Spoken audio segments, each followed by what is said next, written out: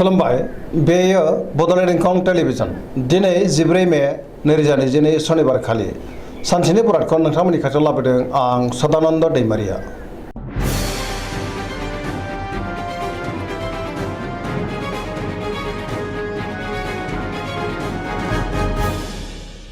सिगां फरायनो लादों मेष राशि गिबि हांखो अ ल दिनैनि साना जोबोर मोजां।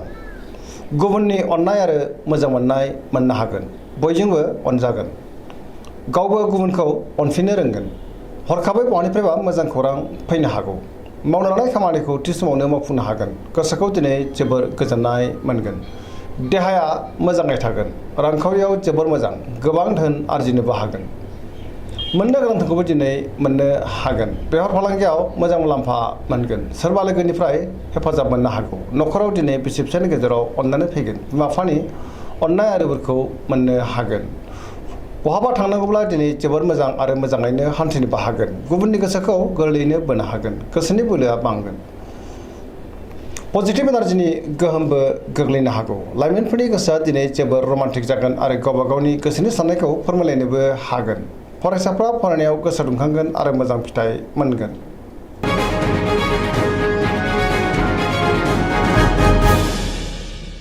वृष राशि गिबि हांखो इ उ ब दिनैनि साना जोबोर मोजां। गोबां खामानि मावनो गोसो दुंखांगोन। गोसोनि साननाय आरो लुबैनाया जाफुंनो हागौ। गोदान प्रजेक्ट लानो रोंगोन। गोसोखौ दिनै जोबोर गोजोननायबो मोनगोन। गोसोनि बोलोआबो बांगोन। मावनो लानाय खामानिखौ थि समावनो आरो गोरलैयैनो मावफुंनो हागोन। समाजावबो दिनै गोबां मान मोननो हागोन। रांखावरियाव जोबोर मोजां। गोबां धोन आरजिनो हागोन। बेफार फालांगियाव जोबोर मोजां मुलाम्फा मोननो हागोन। आयआबो बांगोन। न'खराव दिनै बिसि फिसायनि गेजेराव अनलायनाय फैगोन। बिदा फंबायजों मोजां सोमोन्दो थागोन। बिमा बिफानि अननाय आरो बोरखौ मोननो हागोन। देहाया मोजाङै थागोन। गुबुननि हेफाजाबखौबो दिनै मोनगोन। जायखि खामानि मावा मानो मोनफ्रोमबो खामानिखौनो दिनै गोरलैयैनो मावफुंलांनो हागोन। लोगोफोरनि अनसायनाय मोनगोन। गोसोनि साननायफ्रा मोगथाङाव जाफुंगोन। पजिटिभ एनार्जिनि गोहोमबो गोग्लैनो हागौ।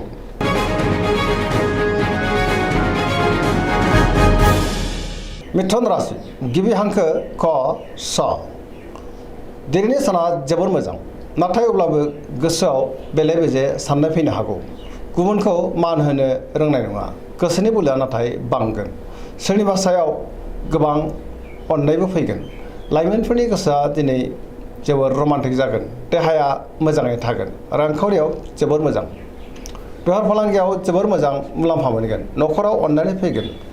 समाजावबो मान मोननो हागोन। मावनो लानाय खामानिखौ थि समावनो मावफुंनो हागोन। सोरबा लोगोनिफ्राय हेफाजाबबो मोननो हागौ। गुबुनजों मोजां सोमोन्दो लाखिनो नाथाय रोंनाय नङा।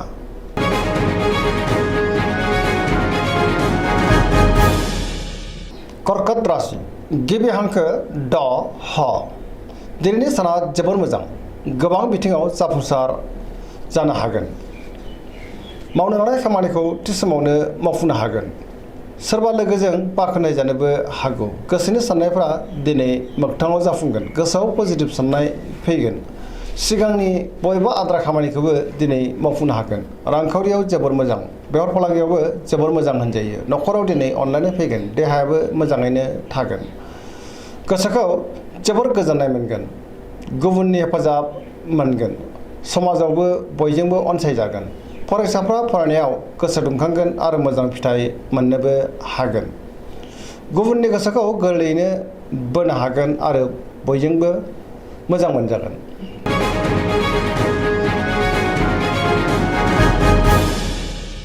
सिंह राशि गिबि हांखो म ट दिनैनि साना बारा मोजां नङा। गोसोनि बोलोआ लोरबां जागोन। गोसोखौ दिनै जोबोर उसुखुथु मोनगोन। समाजाव अनथाय मान मोनगोन। बयजोंबो गोरोबनो रोंगोन। गोसोआव पजिटिभ साननायबो फैगोन। नाथाय अब्लाबो माबा नङा माबा मोनसे जेंना फैनो हागौ। गोबां मोजां खाबुफ्रा गोमानोबो हागौ। मावनो लानाय खामानिखौ मावफुंनो हागोन। सोरबा लोगोनिफ्राय हेफाजाबबो मोनगोन। बहाबा थांनांगौब्ला दिनै जोबोर मोजां आरो मोजाङैनो हान्थिनोबो हागोन। रांखावरियाव बारा मोजां नङा। मोननो गोनां धोनखौ दिनै मोननो गोब्राब जागोन। बेफार फालांगियाव बारा मोजां नङा। गोबां खहा जानांनो हागौ। सांग्रां जानाया गाहाम। गोसोनि साननायखौ दिनै गुबुननो फोरमायनो हागोन। न'खराव अनलायनाय फैगोन। गुबुननि गोसोखौबो बोनो हागोन। देहाया मोजाङै थागोन। गुबुननि थाखाय माबा मोनसे खहा जानांनोबो हागौ।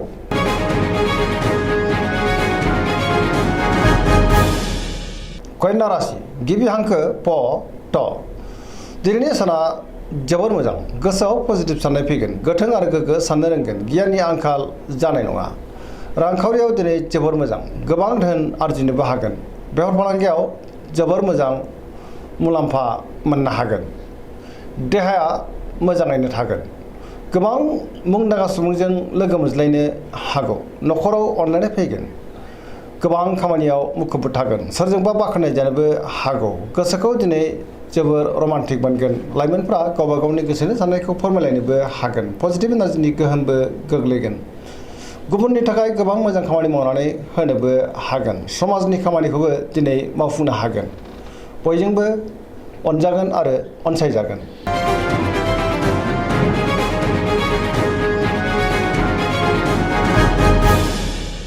तुला राशि गिबि हांखो र ट दिनैनि साना जोबोर मोजां गोसोखौ दिनै जोबोर गोजोननाय मोनगोन गोसोनि बोलोआ बांगोन गोसोनि साननायफोरा दिनै मोगथाङाव जाफुंगोन मावनो लानाय खामानिखौ थि समावनो आरो गोरलैयैनो मावफुंनोबो हागोन देहाया मोजाङैनो थागोन बहाबा दावबायहैनो खाबु मोननो हागौ रांखावरियाव दिनै जोबोर मोजां मोननो गोनां धोनखौ मोननो हागोन आरजिनाय धोनखौबो दोनथुमनो हागोन नाथाय अब्लाबो खरसायाबो बांगोन बेफार फालांगियाव जोबोर मोजां मुलाम्फा मोनगोन न'खराव दिनै बिसि फिसायनि गेजेराव अनलायनाय फैगोन समाजावबो मान मोनगोन गुबुननि गोसोखौ गोरलैयैनो बोनो हागोन लोगोफोरनि हेफाजाबबो मोननो हागोन माबा मोनसे बेसेन गोसा मुवा मोननोबो हागौ गोदान थांखि लानो रोंगोन सेंग्रा सिख्लाफोरनि गोसोआ दिनै जोबोर रमान्टिक जागोन आरो गावबा गावनि गोसोनि साननायफोरखौबो फोरमायलायनो हागोन बहाबा हान्थिनो एबा दावबायनो खाबु मोननोबो हागौ गोसोआव गोग्गो आरो गोथों साननाय फैगोन पजिटिभ एनार्जिनि गोहोम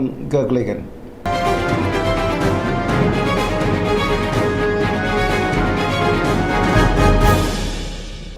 वृश्चिक राशि गिबि हांखो न स दिनैनि साना जोबोर मोजां बहाबा थांनांगौब्ला दिनै जोबोर मोजाङैनो हान्थिनोबो हागोन गोसोखौ जोबोर गोजोननायबो मोनगोन समाजाव लोगो लेवा बांगोन सोरबा गोजाम लोगोजों बहाबा लोगो मोनज्लायनोबो हागौ गोसोआव गोग्गो आरो गोथों साननाय फैगोन मावनो लानाय खामानिखौ थि समावनो आरो गोरलैयैनो मावफुंनोबो हागोन गुबुननि थाखाय गोबां मोजां खामानि मावनानै होनोबो हागोन सिगांनि बबेबा जेंनाखौ दिनै गोरलैयैनो सुस्रांनोबो हागोन गुबुननिफ्राय हेफाजाबबो मोननो हागोन गोसोनि साननाया दिनै मोगथाङाव जाफुंगोन गोसोनि बोलोआबो बांगोन समाजावबो बयजोंबो अनसायजागोन न'खराव दिनै अनलायनाय फैगोन रांखावरियाव जोबोर मोजां गोबां धोन आरजिनोबो हागोन बेफार फालांगियाव दिनै जोबोर मोजां मुलाम्फा मोननो हागोन आयाबो बांगोन गुबुनजों मोजां सोमोन्दो लाखिनो रोंगोन देहाया दिनै मोजाङैनो थागोन फरायसाफ्रा फरायनायाव गोसो दुंखांगोन आरो मोजां फिथाइ मोनगोन लाइमोनफोरनि गोसोआ दिनै जोबोर रमान्टिक जागोन आरो गावबा गावनि गोसोनि साननायफोरखौबो फोरमायलायनोबो हागोन पजिटिभ एनार्जिनि गोहोमबो गोग्लैगोन।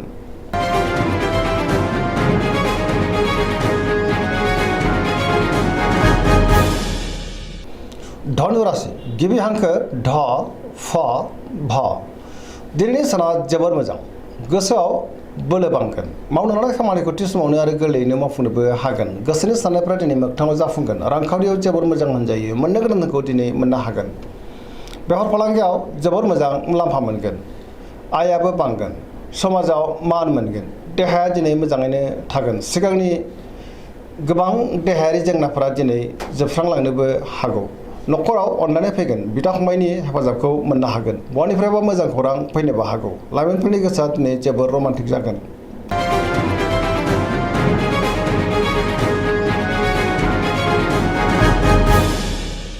मकर राशि गिबि हांखो ख ज दिनैनि साना मोजां आरो गाज्रिनि गेजेरजों बाबेरलांगोन देहाया दिनै बारा मोजां थानाय नङा माबा मोनसे देहायारि जेंना फैनो हागौ गोसोखौ दिनै जोबोर उसुखुथु मोनगोन गुबुननि थाखाय गोबां जेंनायाव गोग्लैनांनोबो हागौ सांग्रां जानाया गाहाम गोसोनि साननायफ्रा देबार नांगोन सिगांनि बबेबा आद्रा खामानिखौ दिनै मावफुंनो हागोन रांखावरियाव मोजां नाथाय अब्लाबो खरसायाबो बांगोन मोननो गोनांखौबो मोननो हागोन बेफार फालांगियाव मोजां मुलाम्फा मोनगोन गुबुनजों मोजां सोमोन्दो लाखिनो रोंगोन गोब्राब खामानिखौबो दिनै मावफुंलांनो हागोन गोदान खामानियाव आखाइ होजेननोबो हागोन नखराव बिसि फिसायनि गेजेराव अननानै फैगोन बिदा फंबायनि हेफाजाबखौबो दिनै मोननो हागोन सेंग्रा सिख्लाफोरनि गोसोआ दिनै जोबोद रमान्टिक जागोन आरो गावबा गावनि गोसोनि साननायफोरखौबो फोरमायलायनोबो हागोन फरायसाफ्रा फरायनायाव गोसो दुंखांगोन आरो मोजां फिथाइ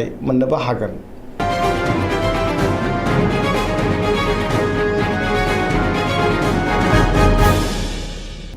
कुम्भ राशि गिबि हांखो ग स दिनैनि साना जोबोर मोजां गोसोखौ दिनै जोबोर गोजोननाय मोनगोन मावनो लानाय खामानिखौ थि समावनो आरो गोरलैयैनो मावफुंनोबो हागोन बहानिफ्रायबा मोजां खौरां फैनोबो हागौ समाजावबो दिनै गोबां मान मोनगोन गोबां मुंदांखा सुबुंजों लोगो मोनज्लायनोबो हागौ रांखावरियाव दिनै जोबोर मोजां बहानिफ्रायबा मोजां खौरां मोननोबो हागौ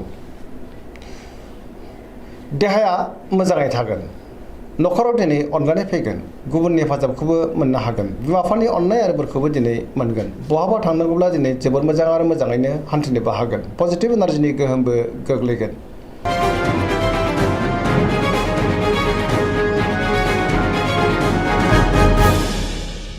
मीन राशि गिबि हांखो ड स दिनैनि साना जोबोर मोजां गोसोआव पजिटिभ साननाय फैगोन सोरनिबा सायाव गोबां अननाय फैगोन गोबां मोजां खाबु फैनोबो हागौ गोसोनि बोलोआ बांगोन गावनि गोसोनि साननायखौ दिनै गुबुननो फोरमायनोबो हागोन देहाया मोजाङै थागोन अब्लाबो नाथाय जानाय लोंनायाव सांग्रां जानाया गाहाम रांखावरियाव दिनै जोबोर मोजां होनजायो नाथाय अब्लाबो खरसायाबो बांगोन बेफार फालांगियाव मोजां मुलाम्फा मोनगोन नखराव अनलायनाय फैगोन सोरजोंबा बाख्नाय जानोबो हागौ माबा मोनसे मोजां खौरां फैनोबो हागौ लाइमोनफोरनि गोसोआ दिनै जोबोर रमान्टिक जागोन आरो गोसोनि साननायफोरखौबो फोरमायलायनो हागोन पजिटिभ एनार्जिनि गोहोमबो गोग्लैगोन फरायसाफ्रा फरायनायाव गोसो दुंखांगोन आरो मोजां फिथाइ मोनगोन